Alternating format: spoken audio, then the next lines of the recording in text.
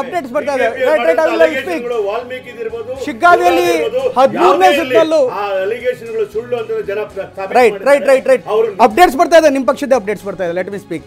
ಶಿಗ್ಗಾವಿಯಲ್ಲಿ 13ನೇ ಸುತ್ತಿನಲ್ಲೂ ಕೂಡ ಯಾಸೀರ್ ಈಗ ಮುನ್ನಡೆ ಕಾಯ್ದುಕೊಂಡಿದ್ದಾರೆ. 12ನೇ ಸುತ್ತಿನಲ್ಲೂ ಕೂಡ ಮುನ್ನಡೆ ಕಾಯ್ದುಕೊಂಡಿದ್ರು. ಈಗ ಮತ್ತೆ 13ನೇ ಸುತ್ತಿನ ಅಪ್ಡೇಟ್ಸ್ ಬರ್ತಾ ಇದೆ.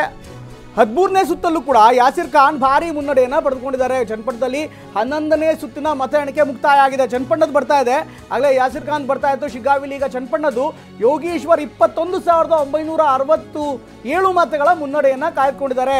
ಭಾರಿ ಅಂತರ ಆಗ್ತಾ ಇದೆ. ಒಟ್ಟು ತೆಗೆದುಕೊಂಡಿರುವಂಥದ್ದು 67,967 ಮತಗಳು. ನಿಖಿಲ್ ಕುಮಾರಸ್ವಾಮಿಗೆ 46,001 ಮತ ಬಿದ್ದಿದೆ. ಸದ್ಯಕ್ಕೆ 12ನೇ ಸುತ್ತಿನ ಮತ ಎಣಿಕೆ ಆರಂಭವಾಗಿದೆ. ಹೀಗಾಗಿ ಸಾಕಷ್ಟು ಕುತೂಹಲ ಕೆಲಸಿದೆ ಏನಾಗುತ್ತೆ. 20,000 ಮುನ್ನಡೆಯಲ್ಲಿದ್ದಾರೆ.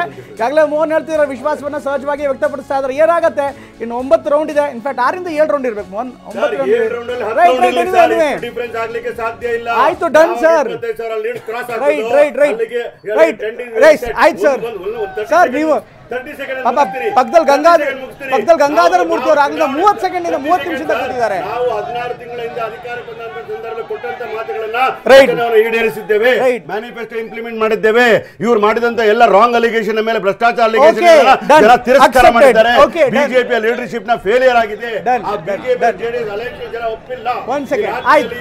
Time is over please. Gangadhar sir, ಜನತಾ ನ್ಯಾಯಾಲಯದಲ್ಲಿ ಕೊಟ್ಟಿರ್ತಕ್ಕಂಥ ಮತದಾನ ಒಪ್ಕೊಳ್ತಕ್ಕಂಥ ಮ್ಯಾಂಡೇಟ್ ಒಪ್ಕೊಳ್ತಕ್ಕಂಥ ಬಿಜೆಪಿ ಜೆಡಿಎಸ್ ತೋರಿಸಬೇಕಾಗ್ತದೆ. Right sir. ಇದರ ಜೊತೆಗೆ ಯೋಗೀಶ್ವರ್ ಅವರು ಕೂಡ ಮಾತನಾಡಿದ್ದಾರೆ. ಅವ್ರ ಜೊತೆಗೂ ಇನ್ಫ್ಯಾಕ್ಟ್ ಈಗಾಗಲೇ ಅವ್ರ ಮನೇಲಿ ಅವ್ರ ನಿವಾಸದಲ್ಲಿ ಕಂಡು ಬರ್ತಾ ಇರುವಂಥ ದೃಶ್ಯ, ಅವರ ಪತ್ನಿ ಕೂಡ ಸಹಜವಾಗಿ ಖುಷಿಯಲ್ಲಿದ್ದಾರೆ. ಇವತ್ತು ಬೆಳಗ್ಗಿಂದಲೇ ಕಾರ್ಯಕರ್ತರು ಅವ್ರ ನಿವಾಸದಲ್ಲಿ ಬಂದಿದ್ದರು. ಆದರೆ ಮತಗಟ್ಟೆ ಸಮೀಪಕ್ಕೆ ಕಾಂಗ್ರೆಸ್ ಕಾರ್ಯಕರ್ತರ ಅಬ್ಬರ ಆರ್ಭಟ ಸೆಲೆಬ್ರೇಷನ್ ಸಹಜವಾಗಿ ಜಾಸ್ತಿ ಆಗ್ತಾ ಇದೆ. ಇನ್ನೇನು ಕೆಲವೇ ಹೊತ್ತಿನಲ್ಲಿ ಬಹುಶಃ 1 ಗಂಟೆ ಟೈಮಲ್ಲಿ ಅಧಿಕೃತ ಘೋಷಣೆ ಆಗುತ್ತೆ ನಿರೀಕ್ಷೆ ಇದೆ. 7 ರಿಂದ 9 ಸುತ್ತಿನ ಮತ ಎಣಿಕೆ ಬಾಕಿ ಇದೆ ಅಂತ ಗೊತ್ತಾಗ್ತಾ ಇದೆ. ಬೈ ದ ವೈ 9 ಗಂಟೆ ಇನ್ಫ್ಯಾಕ್ಟ್ 1 ಗಂಟೆ ಅಷ್ಟರಲ್ಲಿ ಸಂಪೂರ್ಣವಾದಂಥ ಮಾಹಿತಿ ಲಭ್ಯವಾಗ್ಬೋದು. ಅಫ್ಕೋರ್ಸ್ ಗಂಗಾಧರ್ ಮೂರ್ತಿ ಅವರು ನಾನು ಆಗಲೇ ಮಾತಾಡ್ತಾ ಇದ್ದೆ. ಒಂದು ಕಡೆ ಕ್ಯಾಲ್ಕುಲೇಷನ್ಸ್ ಇರ್ಬೋದು, ನಿಮ್ಮ ನಿರ್ಧಾರಗಳಿರ್ಬೋದು. ನೀವು ಈ ಸಂದರ್ಭದಲ್ಲಿ ಅಫ್ಕೋರ್ಸ್ ಡಿಫೀಟನ್ನು ಒಪ್ಕೋತಾ ಇಲ್ಲ, ಇನ್ನೂ ವೇಟ್ ಮಾಡ್ತಿದ್ದೀರಿ ಅಂತ.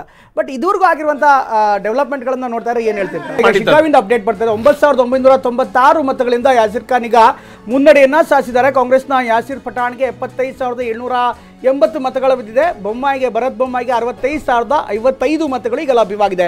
ಮುನ್ನಡೆ ಕಾಯ್ದುಕೊಂಡಿದ್ದಾರೆ. ಇನ್ನು 5 ಸುತ್ತಿನ ಮತ ಎಣಿಕೆ ಮಾತ್ರ ಬಾಕಿ ಇದೆ.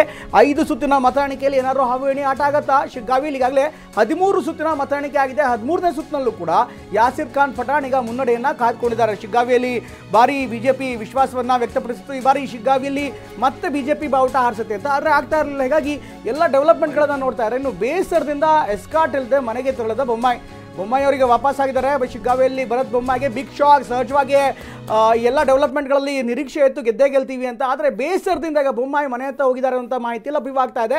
ಸಾಕಷ್ಟು ನಿರೀಕ್ಷೆ ಇತ್ತು ಗೆದ್ದೇ ಗೆಲ್ತೀವಿ ಅನ್ನುವಂಥ. ಆದರೆ ಟ್ರೆಂಡನ್ನು ನೋಡ್ತಾ ಇದ್ರೆ, ಅಂತರವನ್ನು ನೋಡ್ತಾ ಇದ್ರೆ ಸದ್ಯಕ್ಕೆ ಗೆಲುವು ಕಷ್ಟ ಸಾಧ್ಯ ಅನ್ನುವಂಥ ಮನವರಿಕೆ ಆಗಿದೆ. ಹೀಗಾಗಿ ಎಸ್ಕೋಟ್ ಇಲ್ದೇ ಈಗ ಮನೆ ಹತ್ರ ಹೋಗ್ತಾ ಇದ್ದಾರೆ ಬೊಮ್ಮಾಯಿ ಅವರು. ಇನ್ನೊಂದು ವಿಚಾರ, ಇಲ್ಲಿ ಚನ್ನಪಟ್ಟಣದಲ್ಲಿ ನಾವು ನೋಡ್ತಾ ಇದ್ವಿ, ಮನೆ ಮಕ್ಕಳು ಅನ್ನುವಂಥ ಒಂದು ಪೋಸ್ಟರ್ನ ಅಲ್ಲಿ ಇಟ್ಕೊಂಡು ಓಡಾಡ್ತಾ ಇದ್ದಾರೆ. ಅಂತ ಅಂದ್ರೆ DK ಶಿವಕುಮಾರ್, DK ಸುರೇಶ್ ಅವರ ಜೊತೆಗೆ ರಾಮನಗರದ ಇಕ್ಬಾಲ್ ಅವರು, ಹಾಗೆ ಮಾಗಡಿ ಬಾಲಕೃಷ್ಣ, ಜೊತೆಗೆ CP ಯೋಗೇಶ್ವರ್ ಅವರು. ಅಂತ ಅಂದ್ರೆ ರಾಮನಗರದಲ್ಲಿ ಇರುವಂತ 4 ತಾಲೂಕುಗಳ ಪೈಕಿ ಈಗ ಉಳಿಸ್ಕೊಳ್ಳುವಂತ ನಿಟ್ಟಿನಲ್ಲಿ JDS ಬಹಳ ಪ್ರಯತ್ನ ಪಟ್ಟಿತ್ತು. ಯಾವಾಗಲೂ 2 ಕ್ಷೇತ್ರಗಳಲ್ಲಿ ರಾಮನಗರದ ಡಿಸ್ಟ್ರಿಕ್ಟ್ ನಲ್ಲಿ JDS ತನ್ನ ಅಸ್ತಿತ್ವವನ್ನು ಉಳಿಸ್ಕೊಂಡಿರ್ತಿತ್ತು. ಆದ್ರೆ ಈ ಬಾರಿ ಫಾರ್ ದ ಫಸ್ಟ್ ಟೈಮ್ ಇತ್ತೀಚಿನ ದಿನಗಳಲ್ಲಿ 4ಕ್ಕೆ 4 ಕ್ಷೇತ್ರಗಳನ್ನ ಕಳ್ಕೊಳ್ಬೇಕಾದಂತ ಸನ್ನಿವೇಶಕ್ಕೆ ಬಂದಿದೆ. ಅದು ಚನ್ನಪಟ್ಟಣ ಏನಾದ್ರೂ ಅವರು ಕಳ್ಕೊಂಡ್ಬಿಟ್ರೆ ಆ ರೀತಿಯಾದಂತ ಟ್ರೆಂಡ್ ನಲ್ಲೇ ಸದ್ಯ ಸಾಕ್ತಾ ಇರುವಂತ ನೋಡ್ತಾ ಇದೀವಿ. ಇದು ಕಾಂಗ್ರೆಸ್ ಪಾಳೆಯದ ಗೆಲುವು, DK ಶಿವಕುಮಾರ್ ಅವರ ಪಾಳೆಯದ ಗೆಲುವು ಅಂತಾನೆ ಇದನ್ನ ವಿಶ್ಲೇಷಿಸಲಾಗ್ತಾ ಇದೆ.